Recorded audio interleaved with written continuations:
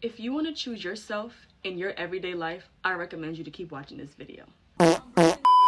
When I was in high school, I found myself attracting the wrong people, somehow being put in between others' BS, attracting the wrong boys, too worried about what other people are thinking or saying, had some insecurities, and trust me, the kids there did not make it better, any better.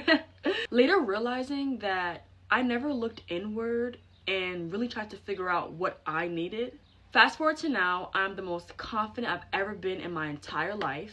I do everything in my power to choose myself every single day. I have amazing people in my circle, an overwhelming amount of self-love, but not only that, but the amount of self-love I choose to surround myself with. This has caused a huge shift in my life. Now, choosing yourself, you. Choosing yourself in everyday life is a practice of self-love, self-respect that involves making decisions based on working to be the best version of yourself and making decisions that are best for you. Now, if you don't agree with what I just said, I will hunt you down to the ends of the earth and suffocate you.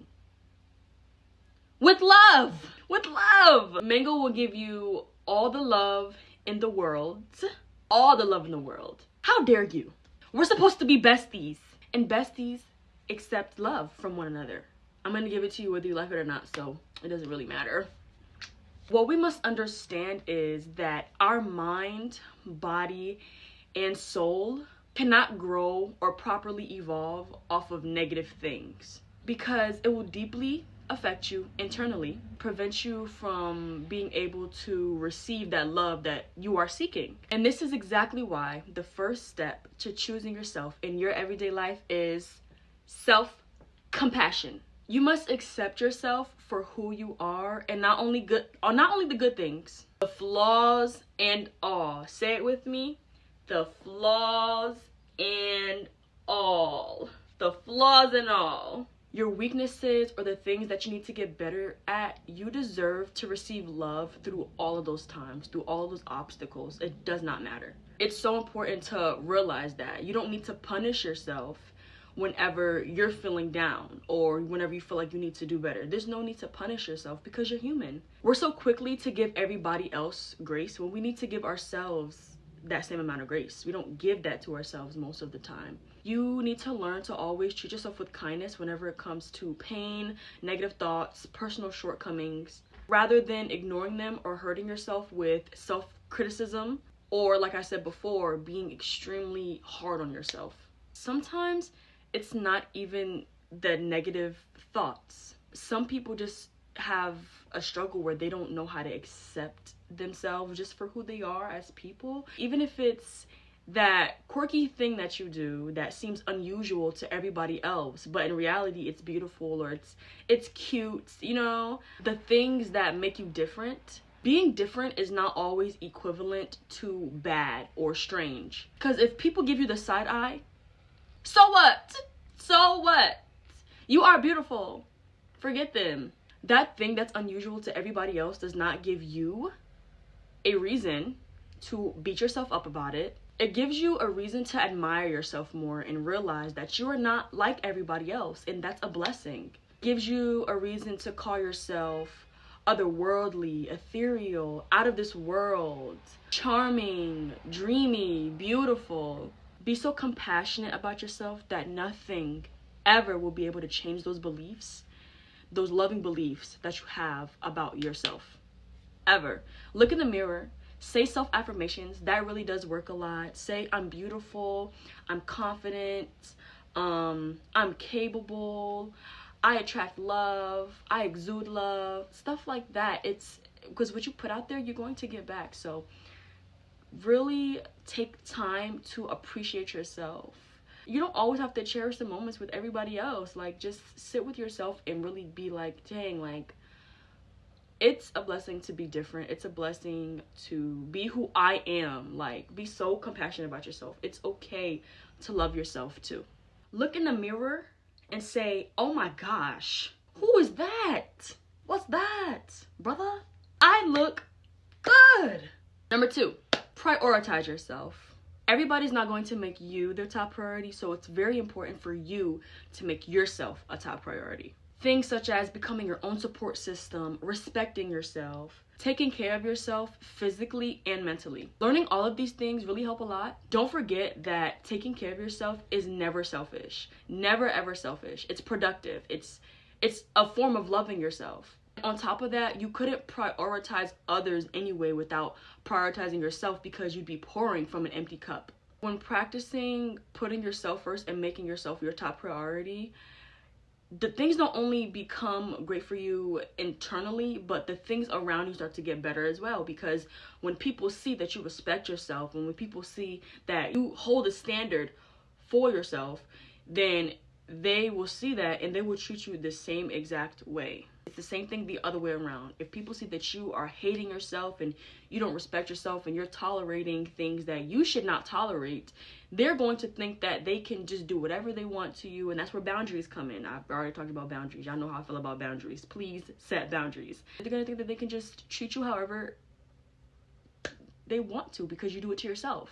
It does intertwine with boundaries and learning when to say no and learning when to not be okay with things and teaching others that you're not going to treat me like that. Like I said, because at the end of the day, what you give out, the universe sends back to you. Never forget that when prioritizing yourself, it's not something that you just do for fun. Like you owe it to yourself. You owe it to yourself to do that. Putting yourself first is an investment into your own happiness and the quality of your life. Instead of going out with your friends all the time, stay in for a couple days and, have a self-care day. Instead of getting that guy or girl to text you back, take yourself out on a date and take yourself out to your favorite restaurant or favorite boba place or something like that. Treat yourself like a queen or king and don't apologize for it. 3rd tip, practice gratitude. Wake up in the morning, be grateful for another day. Before you go to bed, be grateful that you have a bed to lay in. Be grateful. Before you eat a meal, before you drink water, when you hang out with your friends, nature, clothes, music, family, your body, fresh air, laughter. Be grateful for the chance to be alive. Being grateful puts you in a better headspace all around, because when you're able to count your blessings and really take a minute to sit down and think of all the small things that you have, it helps you deal with adversity or always thinking about the things that you lack or have less of. Gratitude also helps you have great experiences and helps you live in the moment, not be so negative all the time. And that really feeds your mental health. So that's very good for yourself. Fun fact, gratitude helps you with sleep because it doesn't only help you with happy thoughts, it reduces anxiety and stress, and it'll help you relax. All of these things give you a better mental health, no questions asked, but it also feeds into your character, and it also makes you think about the best version of yourself and how you could potentially be in the future when building these characteristics about yourself. Now this has to be one of the top ones next to self-love or self-compassion, like I talked about. Accept change. Accept change. Please listen. I know that we all get very comfortable sometimes. A lot of us move in fear. It's very hard to navigate things through fear.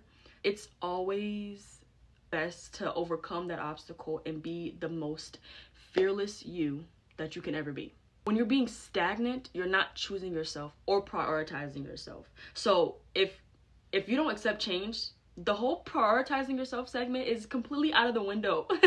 You have 2 choices. Either you choose growth or you stick to being complacent and accept your life for what it is, even if you know, or even when you know that something needs to change or something needs to give. Because why choose to stay where you are when you can strive for greater things and there's so many opportunities in this world?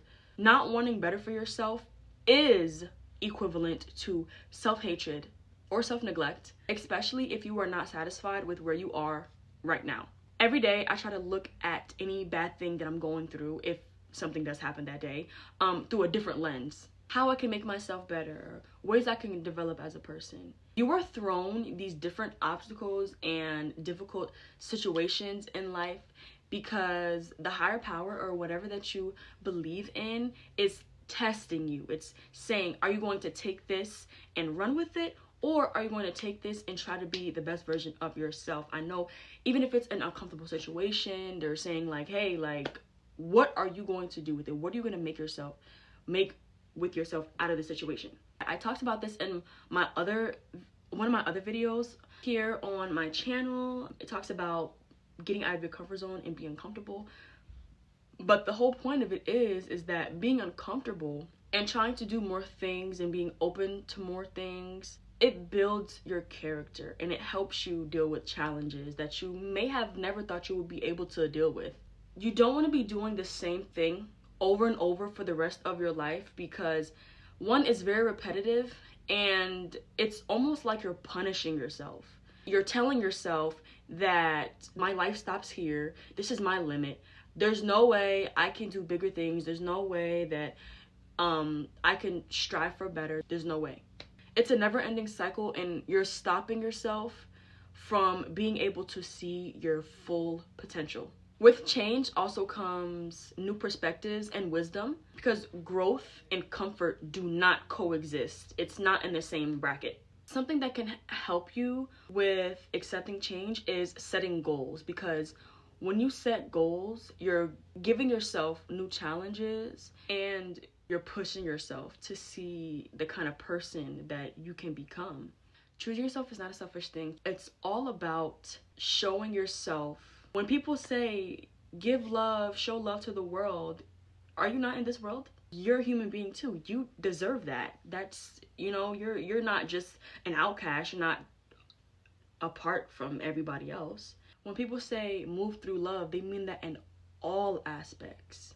You deserve love 100%, dude. It's just important to know choosing yourself is learning to walk the path of striving to truly be free. It is being brave enough to accept disappointments, even from the people who are the closest to you, and facing rejection when you least expect it. Choosing yourself is not just saying yes to yourself. It is learning to say no to the world and not feeling guilty for it. With that being said, that is all I have for my mangoes today. Thank you so much for tuning in. Thank you so much for watching. I hope that you take something from this video and you choose to adapt it to your reality.